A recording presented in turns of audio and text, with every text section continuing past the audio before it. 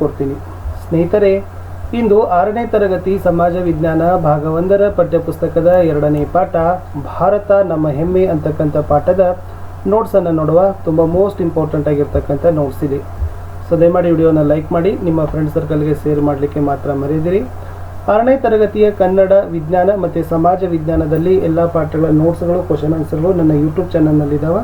ಅವುಗಳ ಪ್ಲೇಲಿಸ್ಟ್ ಲಿಂಕನ್ನು ಕೊಟ್ಟಿದ್ದೀನಿ, ಅವುಗಳನ್ನು ಹೋಗಿ ನೋಡಿ ಅಂತ ಹೇಳ್ತಾ, ಸೊ ಭಾರತ ನಮ್ಮ ಹೆಮ್ಮೆ ಪಾಠದ ಸಂಪೂರ್ಣ ನೋಟ್ಸನ್ನು ನೋಡೋಣ.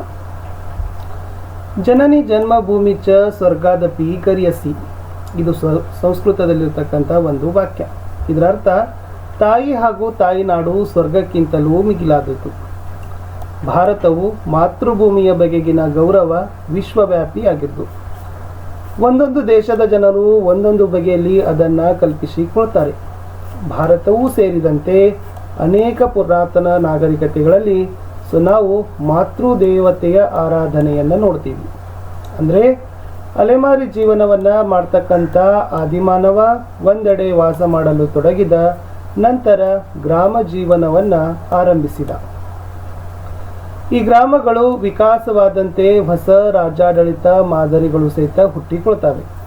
ಕಾಲ ಸಂದಂತೆ ಗ್ರಾಮಗಳು ಒಂದುಗೂಡಿ ರಾಜ್ಯವಾದಾಗ, ರಾಜ್ಯಗಳು ಬೆರೆತು ಸಾಮ್ರಾಜ್ಯವಾದಾಗ ದೇಶಭಕ್ತಿ ಮೂರ್ತ ರೂಪ ತಳಿತು.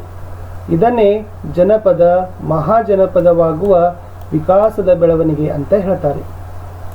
ಹಾಗಾದರೆ ಭರತಖಂಡ, ಹಿಂದೂಸ್ತಾನ, ಇಂಡಿಯಾ, ಜಂಬೂದ್ವೀಪ ಇವೆಲ್ಲವುಗಳು ಕೂಡ ಭಾರತಕ್ಕೆ ಪ್ರಾಚೀನ ಕಾಲದಲ್ಲಿ ವಿವಿಧ ಹೆಸರುಗಳಿಂದ ಕರೀತಿದ್ರು. ವಿಶೇಷವಾಗಿ ಭಾರತ ಅಂತಾನೆ ಕರೀತಾರೆ, ಏಕೆಂದರೆ ಭಾರತ ಅಂತಕ್ಕಂಥ ಹೆಸರಿಗೆ ನಮ್ಮ ಸಂವಿಧಾನದಲ್ಲಿ ಒಪ್ಪಿಗೆಯನ್ನು ಕೊಟ್ಟಿದ್ದಾರೆ. ಇನ್ನು ನಮ್ಮ ದೇಶಕ್ಕೆ ಭಾರತ ಅಂತ ಹೆಸರು ಹೇಗೆ ಬಂತು ಅಂತಕ್ಕದ್ದು ಒಂದು ವಿಶೇಷ. ಪುರಾಣಗಳ ಪ್ರಕಾರ ಋಷಭನಾಥನ ಹಿರಿಯ ಮಗ ಭರತ, ಈತ ಓರ್ವ ರಾಜನಾಗಿದ್ದ. ಸೊ ಭರತ ಆಳಿದ ನಾಡೇ ಭರತಖಂಡ, ಭರತ ವರ್ಷ, ಭಾರತ ದೇಶ ಅಂತ ಆಯಿತು. ಸುಮಾರು 3000 ವರ್ಷಗಳ ಹಿಂದೆ ಪರ್ಷಿಯಾ ದೇಶದ ಜನರು ಈ ಸಿಂಧು ನದಿ ಬಯಲಿನ ಜನರೊಂದಿಗೆ ಸಂಪರ್ಕಕ್ಕೆ ಬರ್ತಾರೆ. ಪರ್ಷಿಯನರನ್ನು ಅವರನ್ನು ಹಿಂದೂ ಅಂತ ಕರೀತಾರೆ. ಮುಂದೆ ಗ್ರೀಕರು ಭಾರತೀಯರೊಂದಿಗೆ ಸಂಪರ್ಕಕ್ಕೆ ಬಂದಾಗ ಅವರು ಬಳಸೋ ಕ್ರಮದಲ್ಲಿ ಮೌಖಿಕವಾಗಿ ಹಿಂದೂ ಪದವನ್ನು ಸೀಡೆಸ್ ನಂತರ ಇಂದು ಎಂದು ಕರೀತಾರೆ. ಪರ್ಷಿಯನ್ನರ ಪ್ರವೇಶದೊಂದಿಗೆ ಹಿಂದೂ ಪದ ಮತ್ತೆ ಬಳಕೆಗೆ ಬಂತು. ಅವರು ಈ ದೇಶವನ್ನು ಹಿಂದೂಸ್ತಾನ, ಇಲ್ಲಿಯ ಜನರನ್ನು ಹಿಂದೂಗಳು ಮತ್ತು ಅವರ ಧರ್ಮವನ್ನು ಹಿಂದೂ ಧರ್ಮ ಅಂತ ಕರೀತಾರೆ. ಆಂಗ್ಲರ ಪ್ರಭಾವದಿಂದ ಪಾಶ್ಚಾತ್ಯರಿಗೆ ಈ ದೇಶ ಇಂಡಿಯಾ ಮತ್ತು ಹಿಂದೂ ಧರ್ಮವು ಹಿಂದೂಯಿಸಮ್ ಅಂತ ಏನಾಯ್ತಪ್ಪ ಅಂತಂದರೆ ಕರೆಸ್ಕೊಳ್ತು. ನೆಕ್ಸ್ಟ್ ನೋಡೋಣ, ಭಾರತದ ಅನನ್ಯತೆಯನ್ನು ಪರಿಚಯಿಸಿದ ಯುರೋಪಿಯನ್ನರು ಅದನ್ನೇ ಪೌರತ್ಯವಾದಿಗಳು ಅಂತ ಕರೀತಾರೆ. ಇಲ್ಲಿ ಕೆಲವು ಮಂದಿ ಆಂಗ್ಲ ವಿದ್ವಾಂಸರು ಈ ನೆಲದ ಪ್ರಾಚೀನ ಭವ್ಯತೆಯನ್ನು ಜಗತ್ತಿಗೆ ತೋರಿಸಿಕೊಡಲು ಕಾರಣರಾಗ್ತಾರೆ. ಅಂಥವರಲ್ಲಿ ವಿಲಿಯಂ ಜೋನ್ಸ್ ಸಹಿತ ಒಬ್ಬರು. ಈ ವಿಲಿಯಂ ಜೋನ್ಸ್ ಸುಪ್ರೀಂ ಕೋರ್ಟ್ನ ನ್ಯಾಯಾಧೀಶ, ಮೇಧಾವಿ ಮತ್ತು ಸುಸಂಸ್ಕೃತವಾಗಿರ್ತಕ್ಕಂಥ ಸಂಸ್ಕೃತವನ್ನು ಕಲಿತಿರ್ತಕ್ಕಂಥ ವ್ಯಕ್ತಿ. ಈತ ಸಂಸ್ಕೃತ ಭಾಷೆಯ ನುಡಿಗಟ್ಟು ಅದ್ಭುತ ಅಂತಾನೆ ಜೋನ್ಸ್ ಏನು ಮಾಡಿದ್ದಾನೆ ಹೇಳಿದ್ದಾನೆ. ಭಾರತದ ಸಾಹಿತ್ಯ ಅಧ್ಯಯನ ಮಾಡುವ ಸಲುವಾಗಿ ಸಂಸ್ಥೆಯೊಂದನ್ನು ಸ್ಥಾಪಿಸ್ತಾರೆ. ಸಾಮಾನ್ಯ ಶಕ ವರ್ಷ 1784ರಲ್ಲಿ ಏಷ್ಯಾಟಿಕ್ ಸೊಸೈಟಿಯನ್ನು ಕಟ್ತಾರೆ. ಈ ಸಾಮಾನ್ಯ ಶಕ ವರ್ಷ 1832ರಲ್ಲಿ ಈ ಸಂಸ್ಥೆಯನ್ನು ಏಸಿಯಾಟಿಕ್ ಸೊಸೈಟಿ ಆಫ್ ಬೆಂಗಾಲ್ ಅಂತಾನೆ ಮರುನಾಮಕರಣ ಮಾಡ್ತಾರೆ. ಈ ಸಂಸ್ಥೆ ಭಗವದ್ಗೀತೆಯ ಇಂಗ್ಲಿಷ್ ಭಾಷಾಂತರವನ್ನು ಪ್ರಕಟ ಮಾಡ್ತದೆ. ಇದು ಸಂಸ್ಕೃತದಿಂದ ಇಂಗ್ಲಿಷಿಗೆ ತರ್ಜುಮೆಗೊಂಡ ಮೊದಲವಾಗಿರ್ತಕ್ಕಂಥ ಕೃತಿ. ವಿಲಿಯಂ ಜೋನ್ಸ್ ಶಾಕುಂತಲಾ ಮುಂತಾದ ಸಂಸ್ಕೃತ ಕೃತಿಗಳನ್ನು ಸಹಿತ ಇಂಗ್ಲಿಷ್ನಲ್ಲಿ ಸಿದ್ಧ ಮಾಡಿದ್ದ. ಸೊ ಮುಂದೆ ಫ್ರೆಂಚ್ ಮತ್ತು ಜರ್ಮನ್ ವಿದ್ವಾಂಸರು ಭಾರತೀಯ ಭಾಷೆ ಮತ್ತು ಸಂಸ್ಕೃತಿಯ ಅಧ್ಯಯನವನ್ನು ಮಾಡ್ತಾರೆ.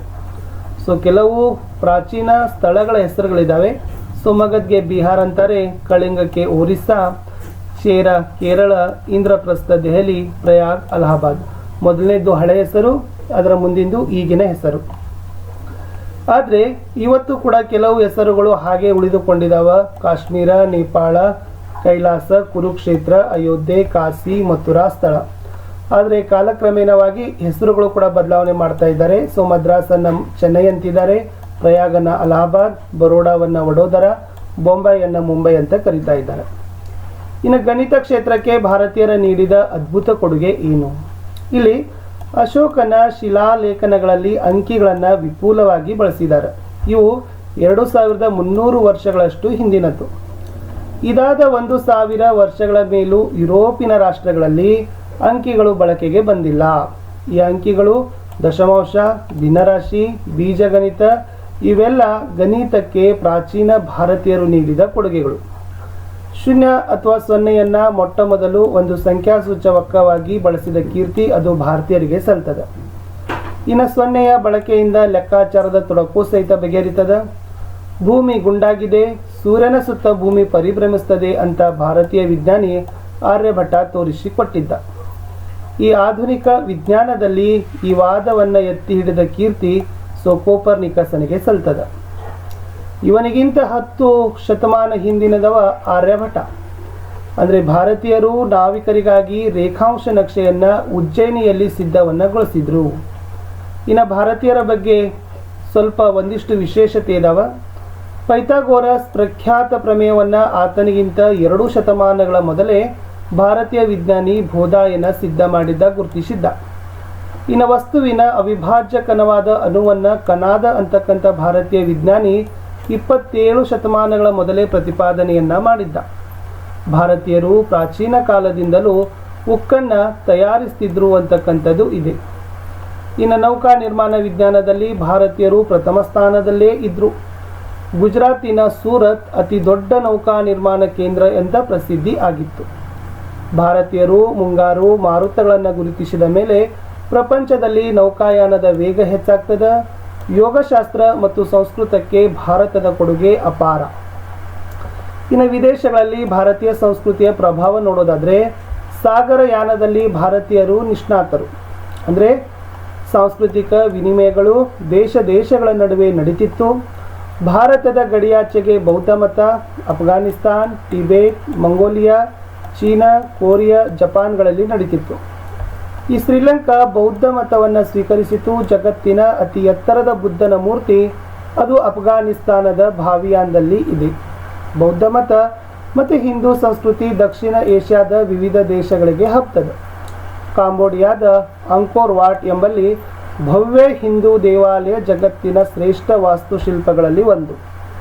ಇನ್ನು ಜಾವಾದ ಪೋರ್ಬೋದೂರ್ ಅಂತಕ್ಕಂಥಲ್ಲಿ ಜಗತ್ ಪ್ರಸಿದ್ಧ ಬೃಹತ್ ಆಗಿರ್ತಕ್ಕಂಥ ಬೌದ್ಧಾಲಯವಿದೆ. ಇವೆರಡೂ ವಿಶ್ವ ಪರಂಪರೆಗೆ ಸೇರಿದ ತಾಣಗಳೇ ಆಗಿದ್ದಾವೆ. ಆಗ್ನೇಯ ಏಷ್ಯಾದಲ್ಲಿ ಭಾರತೀಯ ಸಂಸ್ಕೃತಿಯು ಸುಮಾರು 9 ಶತಮಾನಗಳ ಕಾಲ ಅಲ್ಲಿಯ ಜನಜೀವನವನ್ನು ಬೆಳಗಿಸಿತು. ನೃತ್ಯಗಳಲ್ಲಿ, ಹಾಡುಗಳಲ್ಲಿ ರಾಮಾಯಣ ಮತ್ತು ಮಹಾಭಾರತದ ಕಥೆಗಳು ಇಂದೂ ಜೀವಂತವಾಗಿದ್ದಾವೆ. ಇನ್ನು ಕೆಲವು ಸಾರ್ವಕಾಲಿಕ ಭಾರತೀಯ ಮೌಲ್ಯಗಳನ್ನು ನೋಡೋದಾದರೆ ಮೊದಲನೇದು ಆಚಾರ್ಯ ದೇವೋಭವ. ಇದರರ್ಥ ನಾವು ಪ್ರಾಚೀನ ಸಂಸ್ಕೃತಿಯಲ್ಲಿ ಗುರುವಿಗೆ ಶ್ರೇಷ್ಠ ಸ್ಥಾನ ಕೊಡ್ತೀವಿ ಅಂತ ಹೇಳ್ತಾರೆ. ಎರಡನೇದು ಅಹಿಂಸೆ. ಭಾರತದಲ್ಲಿ ವಿಶೇಷವಾಗಿ ಬೌದ್ಧ ಮತ್ತು ಜೈನ ಧರ್ಮಗಳು ಅಹಿಂಸೆಯನ್ನು ಪ್ರತಿಪಾದಿಸಿದವ. ಗಾಂಧೀಜಿಯವರು ಸಹಿತ ಅಹಿಂಸೆಯನ್ನು ಪ್ರಬಲ ಅಸ್ತ್ರವನ್ನಾಗಿ ಬಳಸಿದರು. ಇನ್ನು ಎಲ್ಲ ಜನರು ಸುಖಿಗಳಾಗಲಿ ಅಂತ ಹೇಳ್ತಾರೆ. ಇದು ನಮ್ಮ ಪ್ರಾಚೀನರ ಒಂದು ಉದಾತ್ತ ಮೌಲ್ಯ. ವಸುದೈವ ಕುಟುಂಬಕಂ ಅಂತಕ್ಕಂಥ ಚಿಂತನೆ ಭಾರತೀಯರಲ್ಲಿ ಇತ್ತು. ಇನ್ನು ಸರ್ವಧರ್ಮ ಸಮಾನತೆ ಇದೆ. ನಮ್ಮ ದೇಶದಲ್ಲಿರ್ತಕ್ಕಂಥ ಎಲ್ಲ ಧರ್ಮಗಳಿಗೆ ಇಲ್ಲಿ ಏನದಪ್ಪ ಅಂದ್ರೆ ಸಮಾನವಾಗಿದ್ದಾವ. ಯಾವುದೇ ದೇವರಿರಲಿ, ದೇವ ಒಬ್ಬನೇ, ನಾಮ ಹಲವು ಅಂತಕ್ಕಂಥ ವೇದ ವಾಕ್ಯ ನಮ್ಮಲ್ಲಿ ಇದೆ. ಇಷ್ಟಿತ್ತು ಈ 6ನೇ ತರಗತಿಯ 2ನೇ ಪಾಠ ಭಾರತ ನಮ್ಮ ಹೆಮ್ಮೆ ಅಂತಕ್ಕಂಥ